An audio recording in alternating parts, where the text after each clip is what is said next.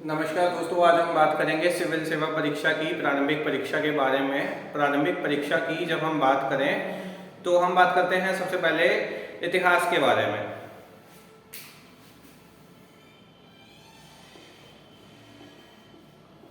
और इतिहास की जब हम बात करेंगे तो यहाँ भारत और विश्व के इतिहास की हम बात करेंगे। भारत और विश्व का इतिहास हम साथ में पढ़ने का काम करेंगे।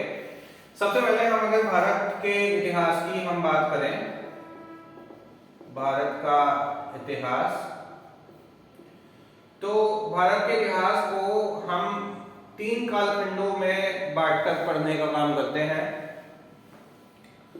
सबसे पहले हम बात करेंगे प्राचीन इतिहास की, फिर हम बात करेंगे मध्यकालीन इतिहास की, और फिर हम बात करेंगे आधुनिक भारत के इतिहास की।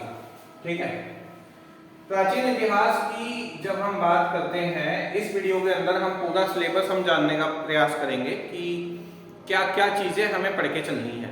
ठीक है, तो प्राचीन इतिहास में सबसे पहले जब हम बात करते हैं तो हम बात करते हैं पाषाण काल की, जिसका समय लगभग 25 लाख ईसा पूर्व से 10,000 ईसा पूर्व तक रहा था। पाषाण काल, पाषाण काल के बारे में। और पाषाण काल में जब हम बात करते हैं, वैसे तो जो पाषाण काल है उसको भी हम कई कैटेगरीज में बांटते हैं। पुरा पाषाण काल, मध्य पाषाण काल, नव पाषाण काल। फिर पुरा पाषाण काल को हम 3 पार्ट्स में डिवाइड करते हैं, निम्न पुरा पाषाण काल, मध्य पुरा पाषाण काल और उच्च पुरा पाषाण काल। ठीक है, फिर उसके बाद हम मध्य पाषाण काल पढ़ते हुए फिर हम नव पाषाण काल में आएंगे, और नव पाषाण काल के साथ साथ फिर हम बात करते हैं ताम्र पाषाण संस्कृतियां, या ताम्र पाषाण काल हम कह सकते हैं। ताम्र पाषाणिक संस्कृतियां या ताम्र पाषाण काल की हम बात करते हैं। ठीक है, जब पत्थर के हथियारों के साथ साथ तांबे का भी उपयोग हो गया था, जब कृषि ज्यादा उपजाऊ होनी शुरू हो गई थी, ज्यादा भूमि को उपजाऊ होना शुरू हो गया था, क्योंकि नुकीले औजारों का प्रयोग करने लगा था। सबसे पहले जब हम पाषाण काल की बात करते हैं तो पूरा पाषाण काल के अंदर क्वार्टजाइट पत्थर का प्रयोग होने लगा था, और कोल तकनीक से हथियार बनाए जाते थे, पत्थर को पत्थर से घिस के। तो पत्थर जो है, जो पत्थर के औजार थे वो उतने ज्यादा नुकीले और उतने ज्यादा धारदार नहीं थे। लेकिन जब हम बात करते हैं, थोड़ा और समय बीतता गया और मध्य पुरा पाषाण काल की जब हमने बात की, उस समय फलक तकनीक का उपयोग होने लगा औजार बनाने के लिए। और उस समय के कुछ उसमें पुरा स्थल अलग अलग हम पढ़ेंगे। जो पुरा पाषाण काल के जो स्थल थे वो अलग हैं, ये आपके मध्य पाषाण काल के जो स्थल हैं वो अलग हैं, और किस तरीके से क्रांति हुई। ठीक है, कैसे औजारों का प्रयोग होता था, उस वक्त का समाज कैसा था। ठीक है, ये सारी चीजें हम इसमें पढ़ने का प्रयास करेंगे। और यहाँ जब पत्थर के औजारों के साथ तांबे का प्रयोग होने लगा तो फिर हम ताम्र पाषाण संस्कृति की हम बात करते हैं। इसके बाद हम अपने सिलेबस में बात करते हैं सिंधु घाटी सभ्यता, जो कि 3rd हमारा टॉपिक है प्राचीन इतिहास का। और सिंधु घाटी सभ्यता या हड़प्पा सभ्यता इसको कहा जाता है। और इसमें हम बात करते हैं surplus economy, subsistence economy, Mohenjodaro, Rakhi Garhi, Kalibangan, Lothal, इन सभी से संबंधित खुदाई में क्या मिला हमें। ठीक है, किस तरह की मोहरें थी, कौन कौन से जानवरों को हम प्रयोग करते थे। ठीक है, उस समय का समाज कैसा था, मातृ सत्तात्मक था या पितृ सत्तात्मक था, लोग प्रैक्टिकल थे या नहीं थे। इन सभी चीजों को हम जानने का इस चैप्टर के अंदर प्रयास करते हैं। साथ ही अन्नागार और स्नानागार की भूमिका के बारे में हम जानते हैं। समाज में थोड़ा भेदभाव आ चुका था, क्योंकि निचला नगर और दुर्ग जो था वो अलग अलग चीजें थी। सिंधु घाटी सभ्यता में नगर नियोजन की जब हम बात करते हैं तो नगर नियोजन सिंधु घाटी सभ्यता की एक प्रमुख विशेषता के रूप में है। इसी के साथ जो उस समय की वास्तुकला है, उस समय के मृदभांड की अगर हम बात करें तो मृदभांड जो है वो कई सारी चीजें वहां से मिली है हमें। तो ये जो मुख्य चीजें हैं वो हम सिंधु घाटी सभ्यता, हड़प्पा सभ्यता के अंदर हम जानने का प्रयास करेंगे। इसके बाद फिर हम बात करेंगे वैदिक काल के बारे में, वैदिक काल एवं उत्तर वैदिक काल।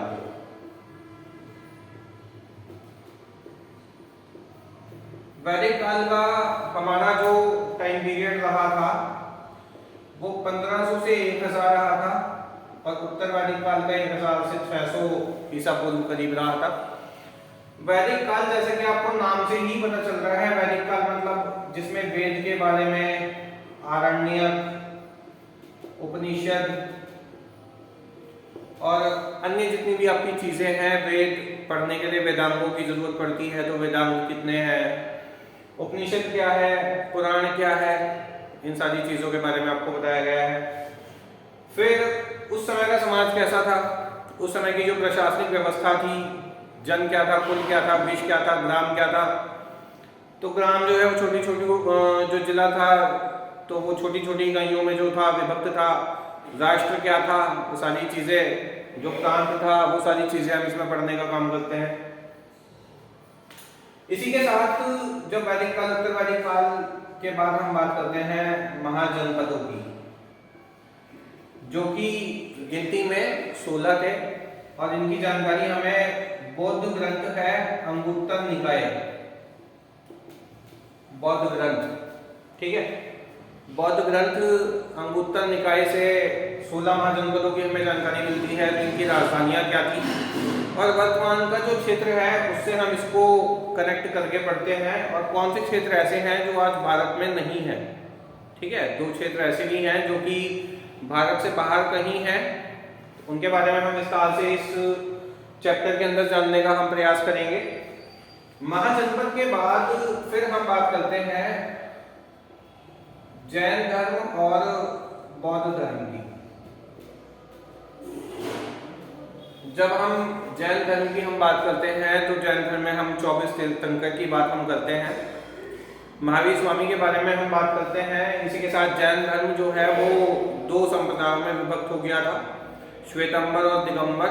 वहां से स्थूलभद्र और भद्रबाहु की हम बात करते हैं।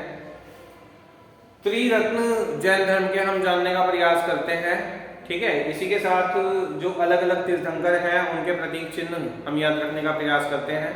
हालांकि प्रतीक चिन्ह से क्वेश्चन नहीं पूछे जाते हैं, लेकिन फिर भी एक डिस्क्रिप्टिव पेपर के तरीके से आपको सारी चीज़ें इसमें समझाई जाएंगी कि मेंस परीक्षा के पॉइंट ऑफ व्यू से क्या चीज़ें जैन धर्म में जरूरी है।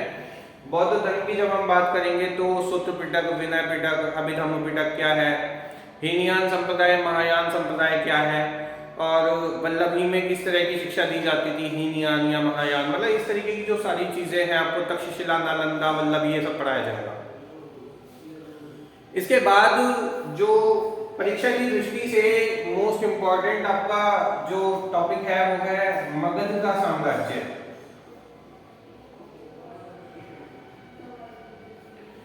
मगध साम्राज्य की जब हम बात करते हैं तो बात करते हैं बिंबिसार, आपका अजातशत्रु, हर्यक वंश, नंद वंश के बारे में हम पढ़ते हैं।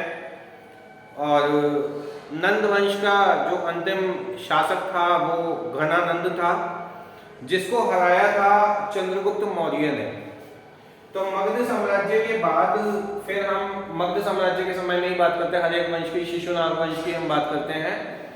तो उसी के साथ नंद वंश की हम बात करते हैं, हर्यक और शिशुनाग और नंदवंश। तो नंदवंश को जो समाप्त करने का काम किया था वो चंद्रगुप्त मौर्य ने किया था। तो वहां से फिर हम पढ़ते हैं मौर्य साम्राज्य के बारे में। मौर्य साम्राज्य में हम चंद्रगुप्त मौर्य प्लस चाणक्य के बारे में जानते हैं। फिर उसका बेटा बिंदुसार गद्दी संभालता है। फिर उसके 2 पुत्र थे, सुसीम और अशोक। और पुत्र तो कई सारे थे, क्योंकि अशोक ने अपने करीब करीब ऐसा सुनने में आया था कि अपने 100 भाइयों की हत्या करके जो है गद्दी हासिल की थी अशोक ने। तो ये सारी हम चीजें पढ़ेंगे। और इसी बीच में जो विदेशी यात्री हैं जो लगातार आते रहे, चाहे वो मेगास्थनीज की हम बात करें या फाहियान की हम बात करें, या कई सारे विदेशी यात्री जो हैं वो आए हैं। मध्यकालीन भारत में भी आते रहे हैं, प्राचीन इतिहास में भी आते रहे हैं, प्राचीन भारत के समय में। तो मौर्य साम्राज्य के बारे में फिर हम अशोक के शिलालेख पढ़ते हुए, कलिंग का युद्ध पढ़ते हुए, इनके द्वारा जो महत्वपूर्ण लड़ाइयाँ जो हैं वो लड़ी गई और मौर्य साम्राज्य का किस तरीके से पतन हो गया। क्योंकि सम्राट अशोक एक प्रतिज्ञा ले लेंगे कि मैं जो है बौद्ध धर्म का प्रचार प्रसार करूंगा, और कलिंग के युद्ध में जो भीषण नरसंहार हुआ था उस चीज को देखते हुए उन्होंने कहा था कि मैं आजीवन अब जो है तलवार ना उठाने का काम करूंगा। वो जो है बौद्ध धर्म के रास्ते पर चलने लगे। देखिए, यहाँ हम इस चीज की प्रासंगिकता को भी समझने का काम करेंगे कि ये चीज ठीक है कि आपको जो है आपका दिल जो है, हृदय जो है आपका परिवर्तित हो गया, लेकिन केवल पहले जो राजतंत्रात्मक शासन है उसमें लड़ाइयाँ एक महत्वपूर्ण जो है निर्णायक चीजें साबित होती थी शासन चलाने के लिए। तो वो जो निर्णय था वो कितना सही कितना गलत था उसके बारे में हम एक विश्लेषणात्मक चर्चा करेंगे। ये एक लाइव क्लास का हमारा पार्ट होने वाला है, तो उसके बारे में हम विस्तार से उसमें चर्चा करेंगे और उस पर एक बढ़िया आंसर राइटिंग भी हम करने का काम करेंगे। इसी के साथ मौर्य साम्राज्य की जब हम बात करते हैं तो मौर्य साम्राज्य की बात करने के बाद फिर हम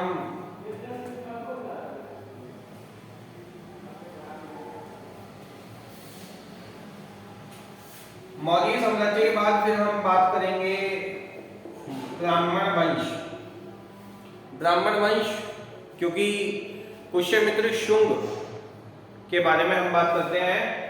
पुष्यमित्र शुंग इसका संस्थापक था और इसको औद्धभिज कहा गया है। पुष्यमित्र शुंग इसको कहा गया है औद्धभिज। औद्धभिज मतलब कि अचानक से प्रकट हो जाने वाला, अचानक से कोई चीज प्रकट हो गई जैसे, इस तरीके से ये ब्राह्मण वंश है। ब्राह्मण वंश के बाद हम कई सारे वंशों का इसमें वर्णन पढ़ते हैं, जैसे कि आपका सातवाहन के बारे में हम पढ़ते हैं, चोला, चेर, पांड्य। ये जो चोल, चेर और पांड्य है, इन तीनों का हम देखने का काम करेंगे कि एक युद्ध होगा इनमें आपस में, चोल, चेर, पांड्य में। इसी के साथ कन्नौज का त्रिपक्षीय युद्ध, इसके बारे में हम पढ़ने का काम करेंगे। कन्नौज के वो कौन कौन से तीन पक्ष थे जिन पे की युद्ध रहा, क्योंकि कन्नौज प्राचीन भारत में एक महत्वपूर्ण केंद्र के रूप में उभरा था। कन्नौज जो कि इत्र के लिए भी प्रसिद्ध है उत्तर प्रदेश के अंदर। यहां हम बात करेंगे राष्ट्रकूटों के बारे में, चंदेल वंश के बारे में, चौहान वंश, परमार वंश, इन सभी के बारे में हम बात करने का काम करेंगे। यहाँ पे शक के बारे में हम बात करेंगे, शकों का साम्राज्य। इसी के साथ हूणों का साम्राज्य। ये पूरा हम जानने का इसमें प्रयास करेंगे। गहड़वाल वंश की हम चर्चा करेंगे इसमें। गहड़वाल वंश, चालुक्य,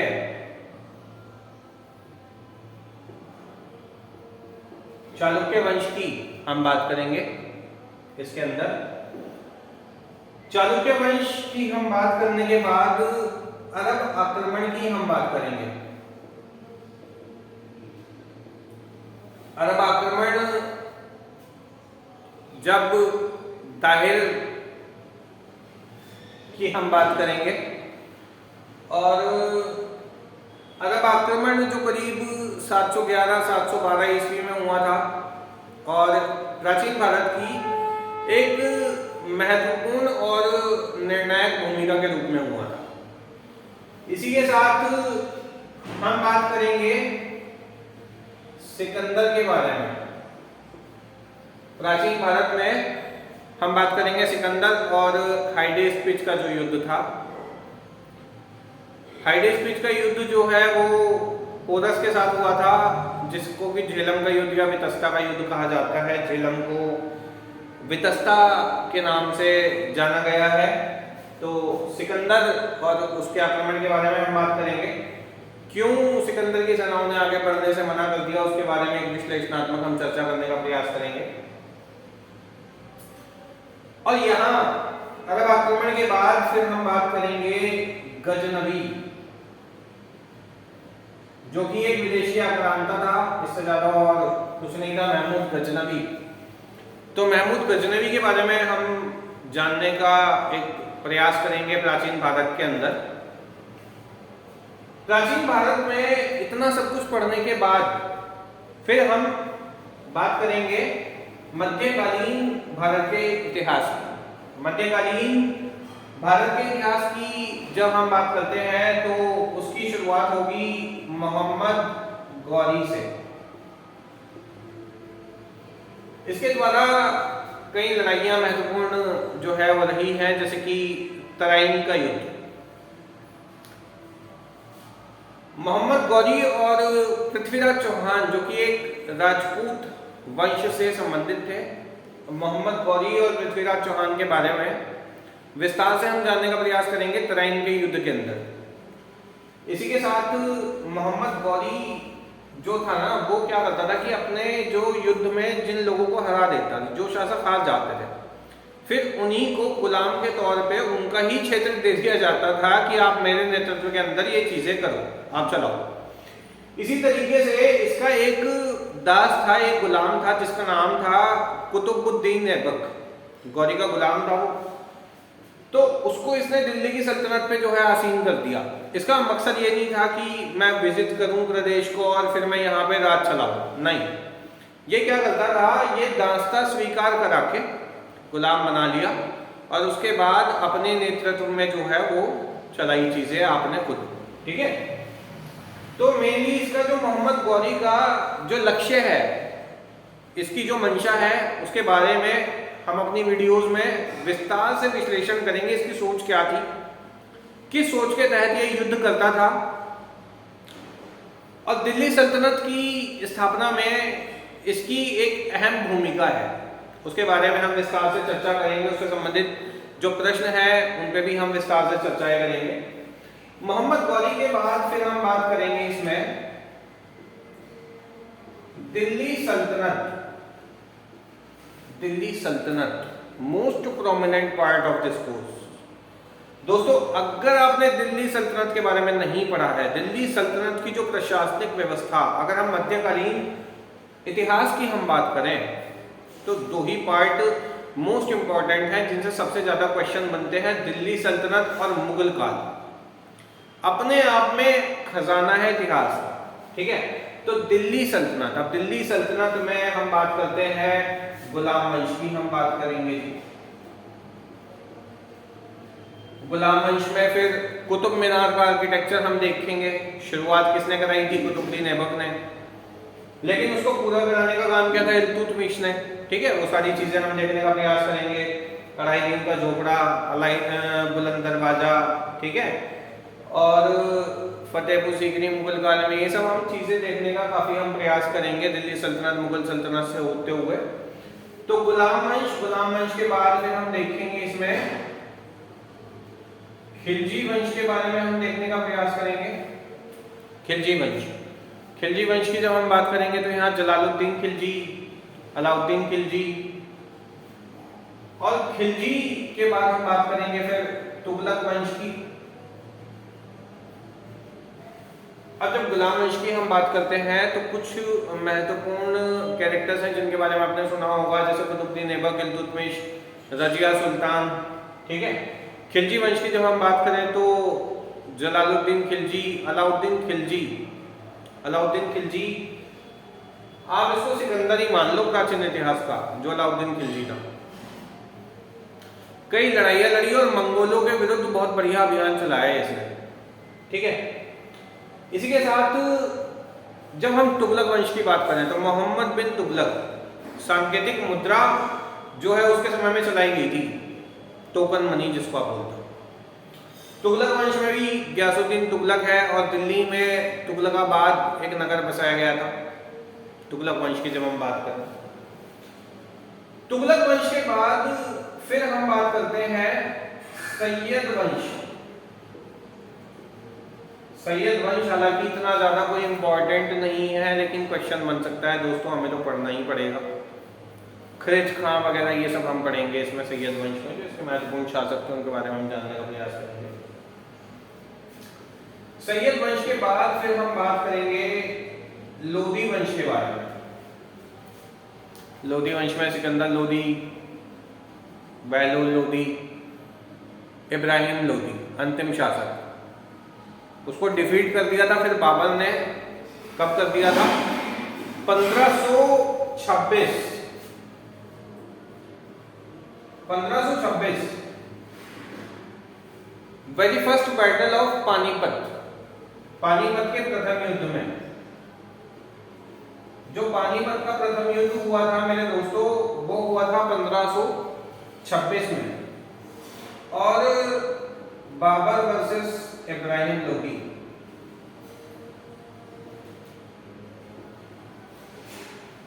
यहां हम केवल फैक्चुअल जानकारी जानने का प्रयास नहीं करेंगे सिविल सेवा में। मैं इतनी देर से बोल रहा हूं तो आपको चीजें समझ में आ गई होंगी कि मैं एक छोटा छोटा एक ओवरव्यू आपको दे रहा हूं बहुत ऊपर से। एक एक टॉपिक की हमें विस्तार से गहन विश्लेषणात्मक चर्चा करनी है, ठीक है। और जैसे पानीपत का प्रथम युद्ध हुआ मान लो, तो पानीपत ही क्यों, और कुछ भी तो हो सकता था। तो क्यों आखिर पानीपत के 3 युद्ध हुए इतिहास में? पानीपत क्यों क्यों पानीपत इतना जरूरी था, इसके बारे में हम पूरी विस्तार से हम चर्चा करेंगे। फिर बाबर जो है उसने मुगल साम्राज्य की स्थापना करी थी। तुजुक बाबरी ये फारसी में थी या तुर्की भाषा में थी। जो मुगल साम्राज्य था उसकी जो भाषा थी, राजभाषा आप कह सकते हो, कौन सी थी, उसके बारे में हम विस्तार से चर्चा करेंगे। उस समय का आर्किटेक्चर क्या था, उस समय का साहित्य क्या था, ठीक है। बाबर के बाद फिर हम बात करेंगे हुमायूं के बारे में।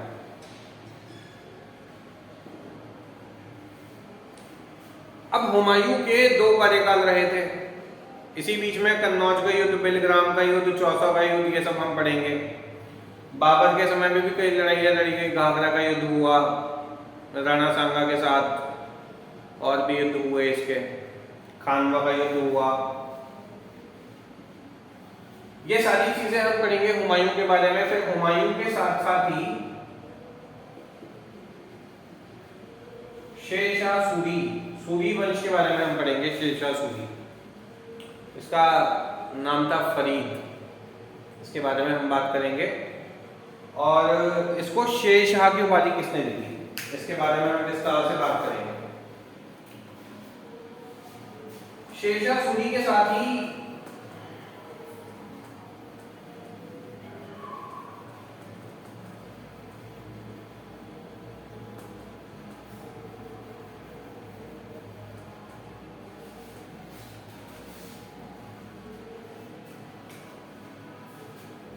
फिर हम बात करेंगे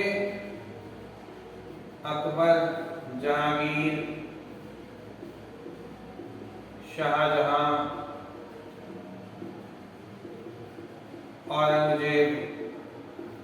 और यहां औरंगजेब का 1707 में खत्म कहानी।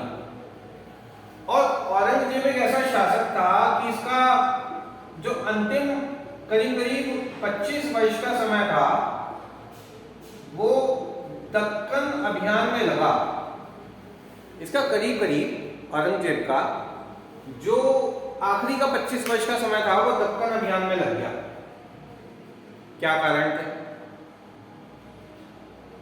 इस समय में हम बात करेंगे जब नादिर शाह का भारत पे आक्रमण है, इसके बारे में हम विस्तार से चर्चा करेंगे भाई। नादिर शाह,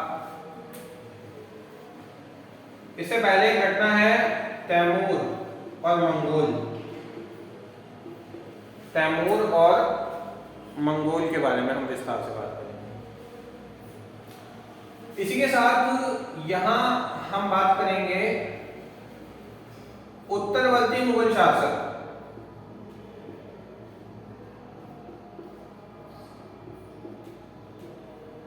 फिर चाहे वो मोहम्मद शाह रंगीला रहा हो, बहादुर शाह जफर रहा हो, फरुख हसिया रहा हो, रफ़ी उद्दौला, रफ़ी उद्दौला, इन सब की हम बात करेंगे। इसके बाद हम बात करेंगे मराठों की।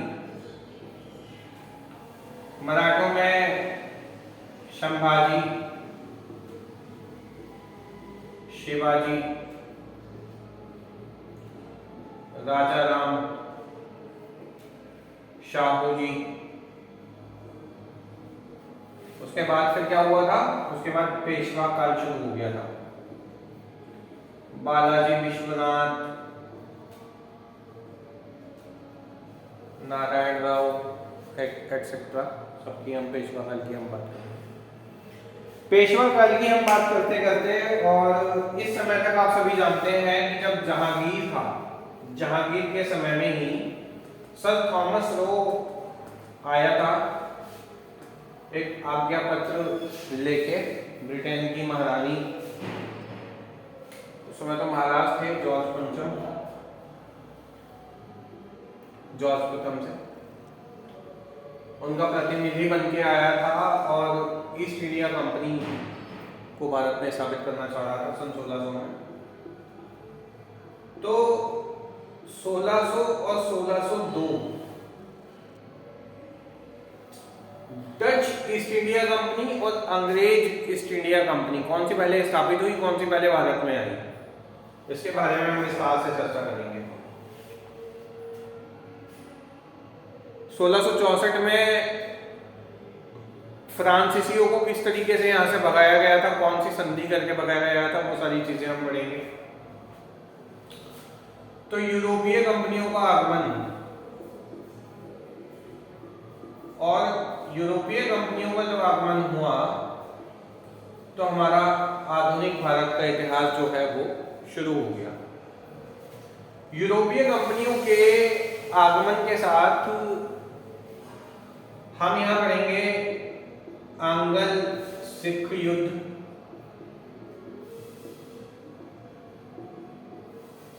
आंग्ल मराठा युद्ध, आंग्ल फ्रांसीसी युद्ध, और फ्रांसीसियों को काफी बेइज्जती करके यहां से निकाल दिया गया।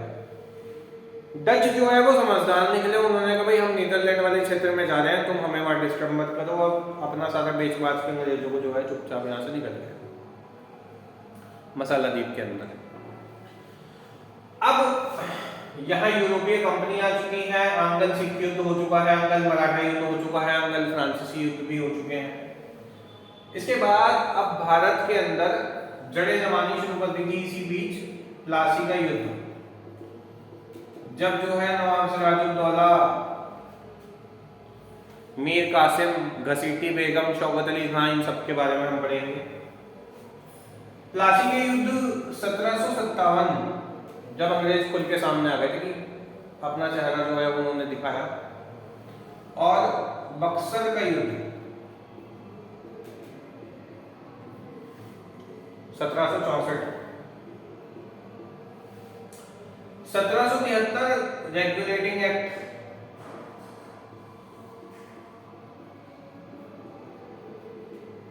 कई बुक्स में आपको 1774 पढ़ने के लिए मिलता है। रेगुलेटिंग एक्ट 1773-1774 जब उच्चतम न्यायालय की स्थापना हुई। पिट्स इंडिया एक्ट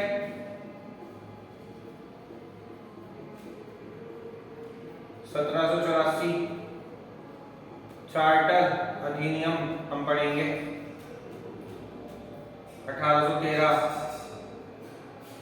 1833, 1861 भारत परिषद अधिनियम,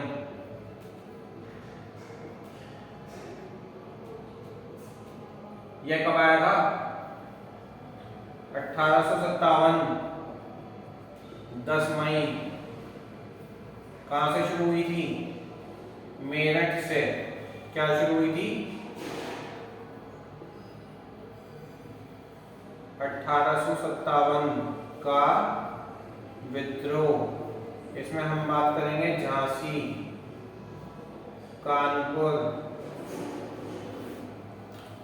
ग्वालियर, इन सब के बारे में हम बात करेंगे। 1857 के बाद अब अंग्रेज जो है वो समझ गए थे कि भाई अब की बात तो पैर उखड़ गए थे ऊपर, बच गई जान, और बहादुर शाह जफर को भेज दिया रंगून। अब यहां ढील लेनी शुरू हुई गई थोड़ी थोड़ी।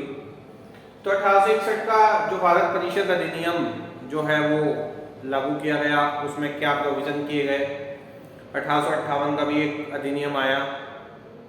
सरकार ने दिखाने की कोशिश की कि हाँ, हम भारतीयों के हितैषी हैं और उनके हिसाब से हम नीतियां बनाना चाहते हैं। उसके बाद आधुनिक भारत का ये एक प्रथम फेज था।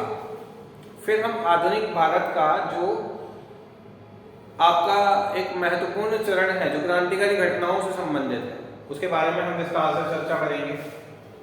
जब हम बात करते हैं 1885 की, INC, Indian National Congress, Bombay, Gokuldas Tejpal Sanskrit Mahavidyalaya, WC Banerjee, AO Hume, और कांग्रेस के सारे अधिवेशन इंपॉर्टेंट है, याद कर लेना, मैच मेकिंग के तरीके से पूछा जा सकता है आपसे। फिर 1885 के बाद 1905 बंगाल विभाजन,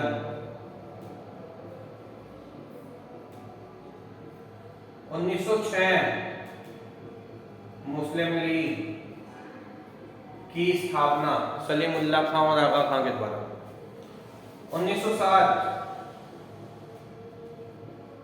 सूरत अधिवेशन, और क्रांतिकारी जो थे वो दो गुटों में विभाजित हो गए, नरम दल और गरम दल। 1909 मोर्ले मिंटो रिफॉर्म या मोर्ले मिंटो सुधार,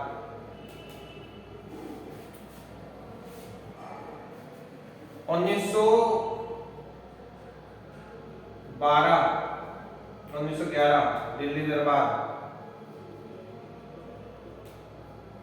दिल्ली दरबार कितने आयोजित हुए? जॉर्ज पंचम और रानी मैरी कॉम थे, ठीक है।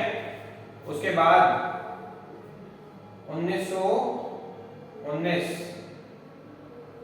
हत्याकांड, कौन सा? जलियांवाला। उसके बाद क्यों हुआ था ये? रॉलेट एक्ट की वजह से। रॉलेट एक्ट या काला कानून। क्यों था ये काला कानून? क्योंकि कोई भी व्यक्ति जो कि संदिग्ध लगे उसको बिना किसी ट्रायल के, बिना किसी चीज के उसको जेल में डाल दिया जाता था, और उसको ना अपील का अधिकार था, ना वकील का अधिकार था, और ना उसकी कोई दलील सुनी जानी थी। इसके विरोध में सभी लोग कहाँ इकट्ठा हुए थे? जलियांवाला बाग में, अमृतसर के जलियांवाला बाग में जो है इकट्ठे होने का काम किया था। लोगों ने शांतिपूर्ण तरीके से प्रदर्शन करना चाह रहे थे, लेकिन जनरल डायर ने जो है निहत्थे भीड़ पे गोलियां चलवाने का काम किया था, जो एक बहुत ही नृशंस हत्याकांड है। इसके बारे में हम जानने का पूरा प्रयास करेंगे। इसके बाद कई सारी जो घटनाएं हैं, चाहे वो हम असहयोग आंदोलन की हम बात करें, सविनय अवज्ञा की हम बात करें, दांडी मार्च की हम बात करें, करो या मरो, भारत छोड़ो आंदोलन,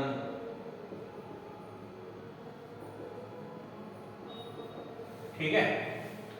खुदीराम बोस, राम प्रसाद बिस्मिल, सुखदेव राजगुरु, भगत सिंह, सुभाष चंद्र बोस, उनके द्वारा जो भी चीज़ें की गई, लाला लाजपत राय, अशफाक उल्लाह खां, रॉयल नौसेना विद्रोह, शहीद द्वीप, स्वराज द्वीप पे झंडा फहराना, वीर सावरकर के बारे में हम साथ साथ में पढ़ेंगे। गांधी जी का आगमन भी हमें कराना है दक्षिण अफ्रीका से 1919 के करीब में, 1915 करीब में, जब साउथ अफ्रीका से गांधी जी आए थे। नील की जो खेती हो रही थी, किसानों की दुर्दशा के बारे में विस्तार से हम चर्चा करेंगे। ये सारी चीजें हम इस इतिहास के अंदर हम पढ़ने का कार्य करेंगे।